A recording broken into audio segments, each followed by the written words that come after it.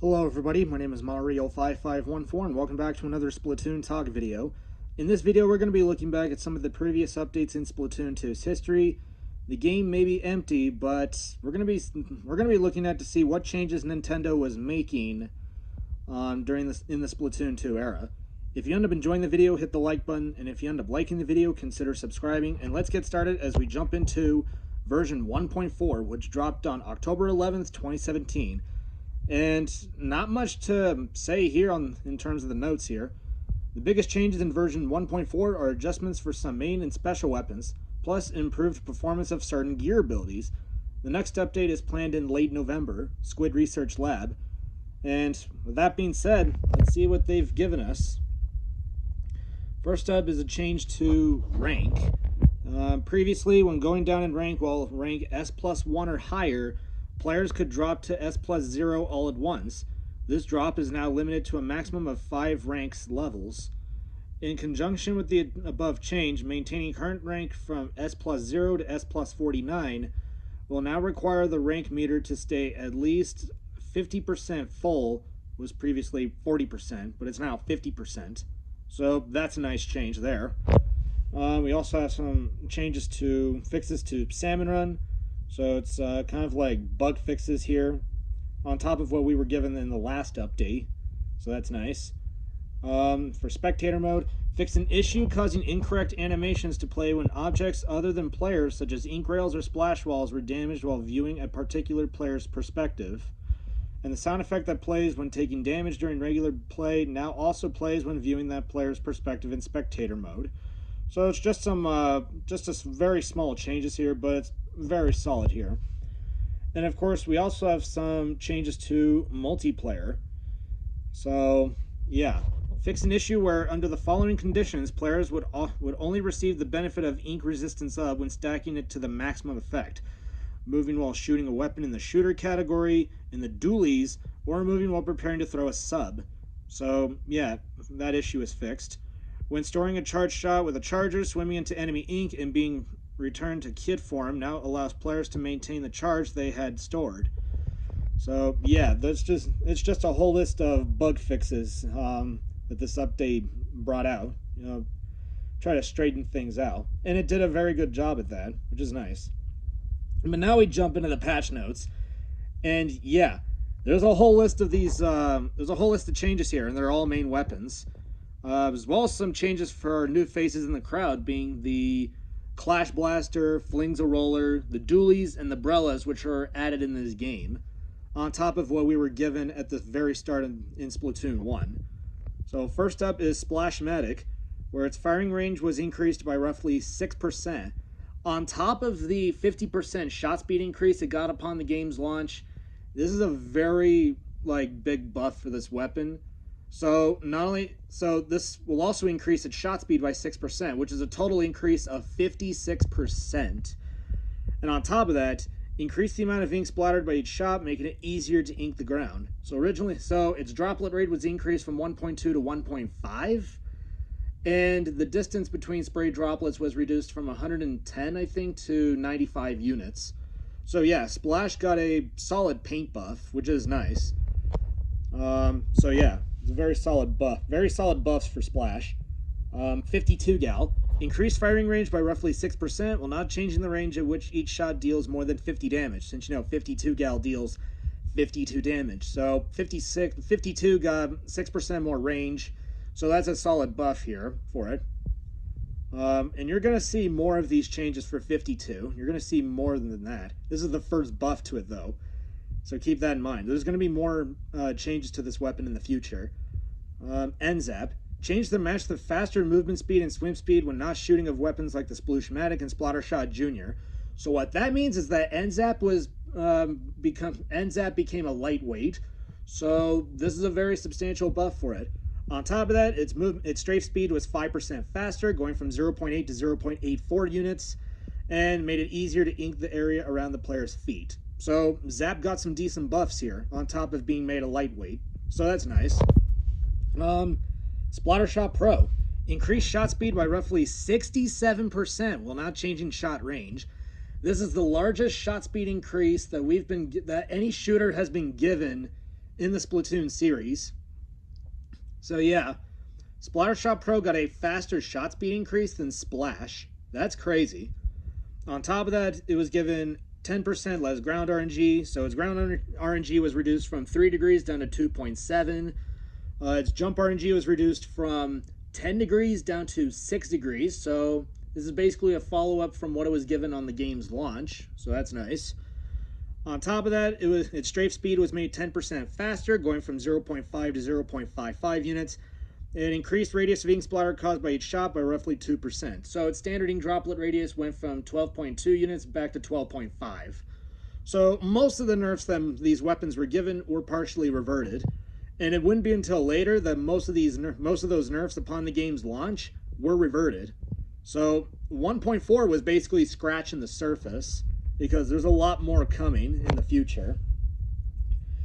Next up, 96 Gal. Increased damage of each shot from 52 to 62. So the nerf that it got back nearing the end of Splatoon 1 was reverted, and I will talk about that when I jump into Splatoon 1's history. On top of that, its ground RNG was reduced by 8%, going from 5 degrees to 4.6. And its jump RNG was reduced by 14%, going from 14 degrees down to 12 degrees. So it's going back to what it had from the beginning in Splatoon 1. So 96 got some decent buffs, but it's not until later that 96 will get some more decent buffs from here. It'll get more, just like 52. More on that later. H3, increased shot speed by roughly 25% while not changing shot range. So that's nice. It'll have 25% faster shot speed. Decreased duration of weapon inaccuracy period after jumping by 5/60ths of a second. Decreased time required for weapon inaccuracy period to end once it begins, ending by 15/60ths of a second. So what that means is that this weapon was given some jump RNG. It was given a jump accuracy buff. So what that means is that, when I mean jump accuracy, is that its jump accuracy recovery time was reduced. So originally it had 0 to 60 frames, but then it got nerfed to 25 to 70 frames. And now, instead of taking 25 to 70 frames, it now takes between 20 to 50 frames for its jump RNG to return to normal. So H3 got one of the biggest buffs in this update, along with what 96 was given, along with Splattershot Pro, 52, as well as Splash. So these are some very solid changes for H3, and made it easier to ink the area around the player's feet. So H3 kind of got the same buff Zap was given, so that's nice. Clash Blaster. Increased radius of shot explosion by roughly 14%. So originally its blast radius was 35 units or 3.5 units, and this basically increased it to 40 units or 4 units. So Clash has its huge blast radius that we see it as today. Increased amount of ink coverage delivered by exploding shots. So basically, its blast radius will paint better. So very solid buffs for Clash, but the weapon is like still terrible. Next up is Carbanolar. When inking ground continuously by holding ZR, player will now reach maximum movement speed 1 second faster. So the time it takes from transitioning between your rolling speed and your dashing speed, it will now happen 1 second faster. So that is a very substantial buff for Carbanolar, and made it easier to ink the ground in front of the player when using a horizontal flick, so nice buff there. And it'll also deal 40% more damage to Baller with both the horizontal and vertical flick, so that's nice. Splat Roller kind of got the similar buffs as Carbanolar. Increased width of ink path when using ZR to ink the ground continuously and moving at maximum speed by 8%. So basically the width of the ink trail is 8% wider, which is nice. Made it easier to ink the ground in front of the player when using a horizontal flick, so same buff as Carbanolar. And it will also deal 40% more damage to the Baller, either from the horizontal and vertical flick, so that's nice. Dynamo Roller. Increased width of ink path when using ZR to ink the ground continuously and moving at maximum speed by 13%. So similar to the buff Roller was given, Dynamo Roller is in the width of the ink trail Dynamo Roller will leave when you're rolling is 13% wider. Slightly increase the width of ink coverage when using a horizontal swing from a location higher than the surrounding area. And increase damage dealt to ballers with each a vertical or horizontal swing by 60%. So 20% more than what Roller and Carbanolar was given. So yeah, Dynamo Roller will have a bit of an easier time tanking Baller, so that's nice. Flings a Roller. Increased movement speed when the roller is being swung overhead, so that's nice. Made it easier to ink the ground in front of the player when using a horizontal swing, same as the other 3 rollers. Increased range of ink flung by a horizontal swing by roughly 17%. Increased range at which maximum damage is dealt by a horizontal swing by 25%. And its horizontal vertical flick will deal 40% more damage to Baller. So these are some very solid changes for Flingza. And these are some of the first buffs Flingza has been given. But Nintendo's not done with Flingza. There's still more to come for this weapon, along with 52 Gal, so keep that in mind. Ink Brush. Enemy ink will no longer have a negative effect when moving through it while holding ZR to ink the ground continuously. So what that means is if you're sliding, you no longer can take damage or walk into enemy ink when you're sliding. So you basically won't take any damage. So that's basically been negated. So that's a huge change. And Ink Brush will deal 40% more damage to the ballers when you're swinging the brush. Octobrush will get the same buff as Ink Brush, 40% more damage to the baller when swinging the brush. Also, other changes shown. Classic Squiffer, both the Splat Chargers and the Splatter Scope will all deal 30% more damage to baller. E-Leader, increased radius of ink coverage when a shot hits a wall by 33%. E-Leader Scope was also given this buff as well, and they also deal 30% more damage to ballers. Bamboo, increased movement speed while charging by roughly 50%, so its strafe speed is 50% faster than what it was before, and it also deals 30% more damage to baller, so that's nice. Gootuber, charge shots can now be stored when not at maximum charge, so that's nice. So if you're not at like full charge, you can hold in that charged shot, which is nice.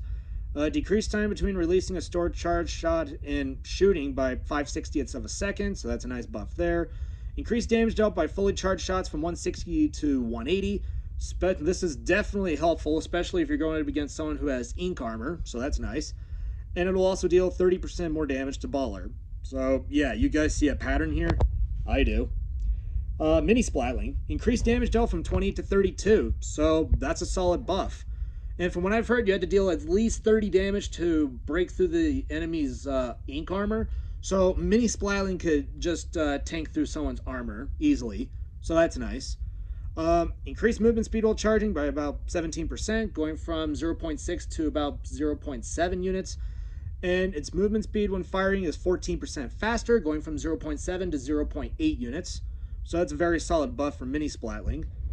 For the Dapple Dualies and for the regular Dualies, decreased duration of downtime after performing a dodge roll by 8/60ths of a second, or by 8 frames. So what that means is that the time it takes when you perform a dodge roll is going to be 8 frames faster. So that's a very solid buff for Dualies. Dualie Squelchers, increased radius of shot ink coverage by roughly 9%. So it's going to be increased from 11 units to 12 units, so that's a solid buff there. Decreased duration of downtime after performing a dodge roll by 8/60ths of a second, same buff as the Dapples and regular Dualies. And the player now able to move after performing a dodge roll, but before they can perform their next action. So Dualie Squelchers got that nice buff there. And we're going to start seeing Dualie Squelchers a little more often, so that's nice. But there's one weapon on the list that ended up becoming a huge threat, and that weapon is Splatbrella. Decreased time required to begin opening the umbrella by 8/60ths of a second, or by 8 frames. So the time it takes when you open up the canopy is going to be 8 frames faster. After beginning to open the umbrella, decreased time required for it to open completely by 10 frames. So that's nice. Increased movement speed while the umbrella is open by 38%. So your strafe speed when you have the canopy open is 38% faster. While keeping the maximum damage of one shot burst at 90, increase the damage delivered by each shot that lands from 15 to 18. With this change, max damage will be increased from about 9 or 10 to 12. So that's a solid buff there. Decreased damage done to the umbrella by shooters, except for the blasters, by shooters, splatlings, and dualies by 30%. So if you use like Splatter Shot, Heavy Splatling, or Splat Dualies, you're going to deal 30% less damage to the canopy, except for blasters. So blasters will stay the same in terms of their object damage against umbrellas, so that's nice. The umbrella will no longer be destroyed immediately after coming into contact with a baller. So what that meant was, originally, if you held out your canopy and the baller just touched it, it would be destroyed. Now the canopy will last longer and umbrella could actually go after baller, so that's nice. And speaking of that, it can deal 30% more damage to baller, so that's funny right there. Tent umbrella. Decreased time required to return to standard movement speed after moving while shooting by 10 frames. So that's nice. Increased damage delivered by each shot that lands from 15 to 17.5. With that change, max damage was increased by a shot burst from 120 to 122.5. Decreased damage done to the umbrella by shooters, splatlings, and dualies by 30%, except blasters. Same buff as the regular umbrella. The umbrella will no longer be destroyed immediately after coming into contact with baller. And the damage dealt to ballers when shooting ink was increased by 30%. So it's a very solid buff for Tent Umbrella. But of course, we have two nerfs. And that's two. First up is Aerospray. Decreased radius of point of shot contact by roughly 10%.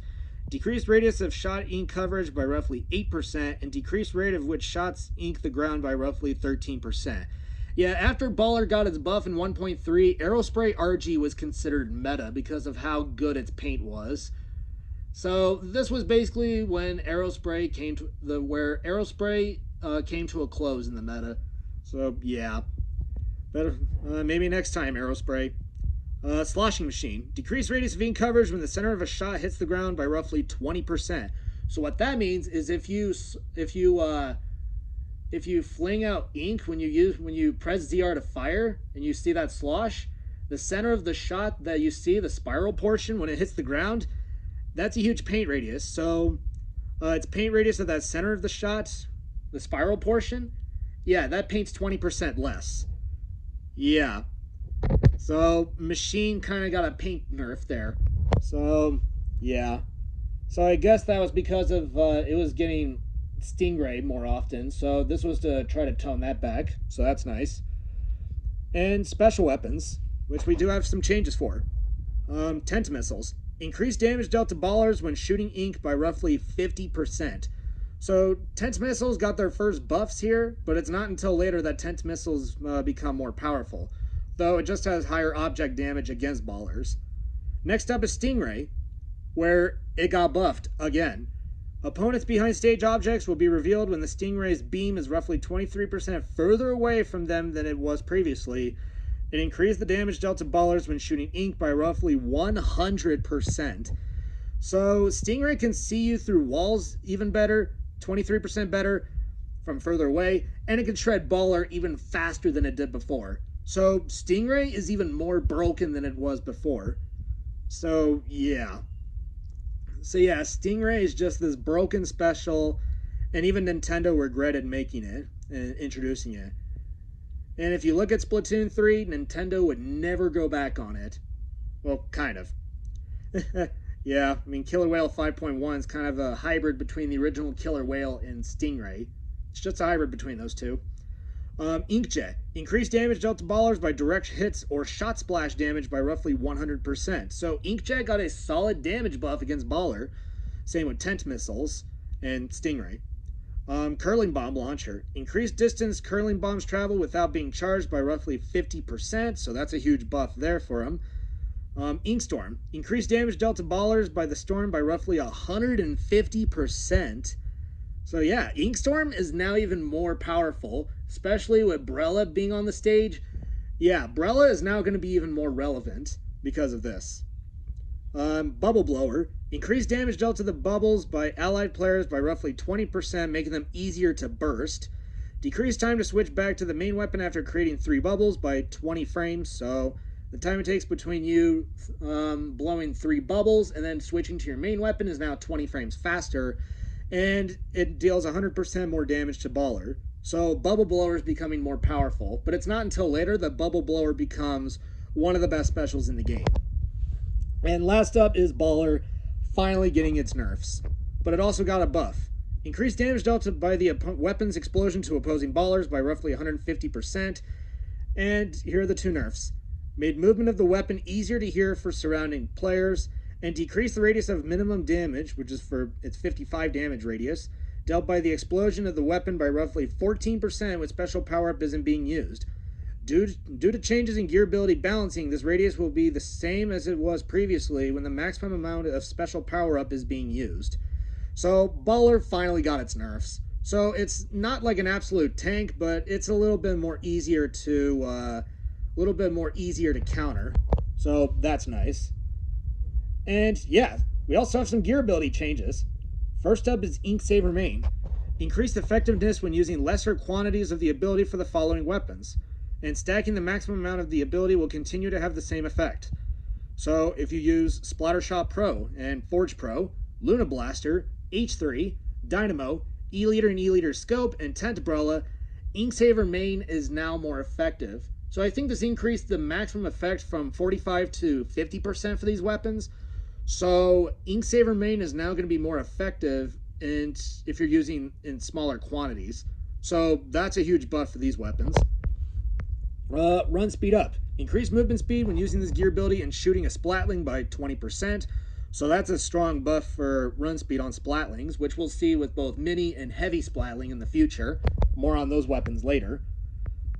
Special power up. All previous functionality of the ability remains unless indicated otherwise. For tent missiles, increase the maximum size of the targeting reticle when using the ability by roughly 67%. For ink armor, the ability now decreases the delay before the armor is deployed. For the inkjet, the ability now increases the shot explosion radius. In exchange, the additional inkjet duration afforded by the ability has been decreased by 50%. For the baller, the ability now also increases the radius in which the baller will deal minimum damage, which is 55, when it explodes. Considered alongside the changes to the baller itself, when stacking the maximum amount of the ability, this radius is the same as it was previously. So it almost kind of like negates that in a way, you know? For the Inkstorm, an issue was fixed in which using the ability extended the range this special could be thrown. Instead, the ability now also correctly extends the throw range of the Inkstorm special. So basically, the device you hold can now be thrown further away. So that's a solid buff for Inkstorm, which means we're going to see more of Splatbrella. Quick Super Jump. Increase effectiveness when using lesser quantities of the ability. Stacking the maximum amount of the ability will continue to have the same effect. Total time from selecting jump destination until landing there remains unchanged. Sub Power Up. For Ink Mines, the ability now also increases the duration of time opponents remain marked. Kind of like when you use point sensor. For sprinklers, the ability increases the duration of time the sprinkler sprays ink at maximum power by roughly 150%. For the point sensor, the ability now also increases the duration of time opponents remain marked. Same with ink mines. For the squid beacon, the ability increases the effect of reducing super jump time by roughly 50%. And you're going to see more of sub power up in the future, as well as a little bit more with squid beacon. Cold-blooded. Increased tracking time shortening effect by 20, and the ability now also increases distance needed for the tracking effects of Thermal Ink, Haunt, and the Stingray to work. Yeah, Cold-Blooded was basically an ability that was passed down from Splatoon 1 to Splatoon 2, so this is kind of like whatever here. Opening Gambit. The ability now also grants the effects of the Ink Resistance Up gear ability, which is a very good change, which we'll see later going into Splatoon 3. Last Ditch Effort. The ability is now worth 8 secondary gear abilities for each ability it gives. It was previously worth 6 secondary gear abilities. So what this means is that instead of having up to, it was originally about, the ability is now worth 2.4 times what it was previously of each ability it gives, instead of 1.8, which is 6 secondary gear abilities. So Last Ditch Effort got its buff, so which means you're going to start seeing a little bit more people using their sub weapons. More on that in the future. Haunt. Reduced distance needed for the ability to take effect by 23%. Same with Thermal Ink, so both of those abilities got a mutual buff, so that's nice. Respawn Punisher. Increase the reduction of a defeated opponent's special gauge when they respawn from 5 to 15%. So it's kind of like slightly stronger special depletion in Splatoon 1. So instead of having 50% special depletion, or 55 for this case, you're not going to have up to 65% special depletion, which will almost match that of medium depletion from Splatoon 1, which I'll talk about when I get into Splatoon 1's history. However, In exchange, increase the reduction of the user's special gauge when respawning from 7.5% to 22.5%. So basically, in exchange for dealing more of the special gauge depletion on your opponents, you're going to have a lot more of a punishment if you die. So instead of losing 50%, which close to this is about 57.5, you're now going to lose almost 80% of your special gauge. So this is almost like 75% that you're going to lose if you die with Respawn Punisher. Drop Roller. Enabled rolls in all directions. Previously, players could only roll forward. Now you can roll either sideways or you can roll backwards. So that's nice.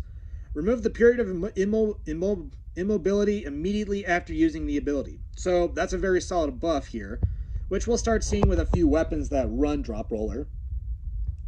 And we also have some points for special changes here. It's not as long as we had back in 1.3. So changes are as follows. Aerospray will get Curling Bomb Launcher at 160. Slosher will get Tent Missiles at 180. Mini Splatling will get Tent Missiles at 180. Same with Splat Dualies. End Parries will get Inkjet at 180. Splatter Shot will get Splashdown at 190. 52 will get Baller at 190. L3 will get Baller at 180. Sloshing Machine will get Stingray at 190, and Splatbrella will get Inkstorm at 180. Considering the fact with the buffs that Inkstorm has been given, this is kind of like a relevant buff, so that's nice. It's a relevant nerf here. It's a relevant change. But Splatbrella is still relevant to the game, so keep that in mind. And we also have some other changes shown here. Fixed issues while creating posts in which lines drawn outside of the frame and then back into the frame fail to properly appear and the undo function failed to work properly. So they fixed that if you're wanting to make a drawing or a post of that. So that's nice. There was also another change. There's a few other changes shown here. Updating to version 1.4 will disable wireless matchmaking for local multiplayer with players using version 1.3. Prior to version 1.4, in Salmon Run, based on the special weapon a player is loaned, they did not get one of the 4 main weapons in the rotation, in the order that main weapons show on the Salmon Run schedule. The player with Stingray did not get the first weapon, the player with Inkjet did not get the second weapon, the player with Splashdown did not get the third weapon, and the player with the Splat Bomb Launcher did not get the fourth weapon. So those changes kind of got ironed out, which is nice. And the next update would prove to change things in a direction that not that many people were expecting, or in fact the majority of the people weren't expecting at all, which we'll talk about in the next video. Which, this is it. Thank you all for watching, and I will see you all next time. And until then, stay fresh.